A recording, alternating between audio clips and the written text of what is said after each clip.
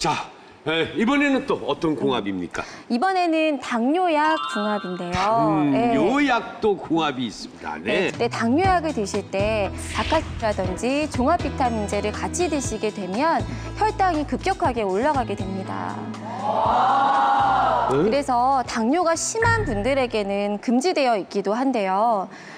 이것은 이제 바카스라든지 종합 비타민에 들어있는 비타민 B3 때문이라고 알려져 있습니다. 그리고 당뇨약 같은 경우는 전혀 반대의 궁합도 있어요. 당뇨는 조절을 원하는 건데 무조건 당을 내리는 게 중요하기보다는 이제 저혈당이 와서 쇼크가 오는 것도 굉장히 무서운 일이거든요. 근데 당뇨약과 흔히 간장약이라 알려지는 우르스도 같이 드시게 되면 혈당이 또 많이 낮아집니다. 우르스는 그 성분이 관장을 보호하는 건데요.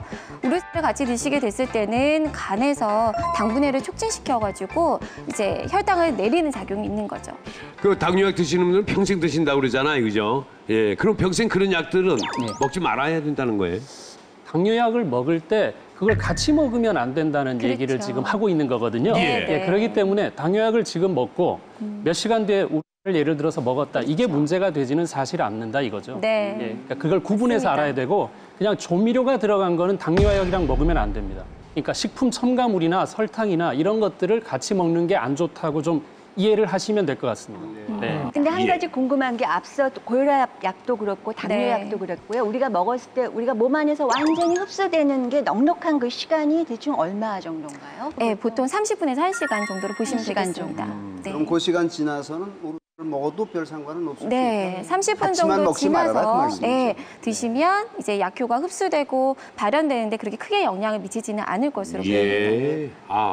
자, 이번에는요. 네, 이번에도 굉장히 중요한 약의 궁합입니다. 예. 그래서 이제 중년 남성분들이라면 이제 두 분 중에 한 분 정도는 또 전립선 비대약을 드시는 경우가 있고요.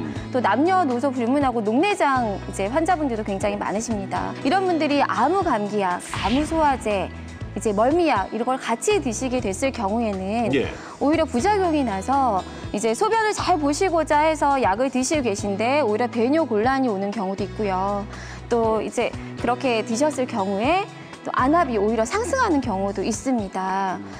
그건 저도 좀 말씀을 좀 드리고 싶은데요. 사실 네. 특히나 이 남자분들 중에서 전립선 비대증 있는 분들 정말 조심하셔야 되는데 제가 그 대학병원에서 응급실에 있을 때 한 할아버지 한 분이 거의 하루 반나절 이상은 소변을 못 보신다 그러셔가지고요. 근데 정말 거짓말 조금 못하고 거의 임산부처럼 이제 배가 부른 상태에서 오신 거예요. 예, 그래서 뭐 약을 드신 게 뭐 있냐라고 했더니 이분이 이제 전립선 비대증이 평상시에 있다. 근데 그날 아침에 감기 기운이 있어서 그냥 집에 있는 감기약을 아무거나 드셨대요.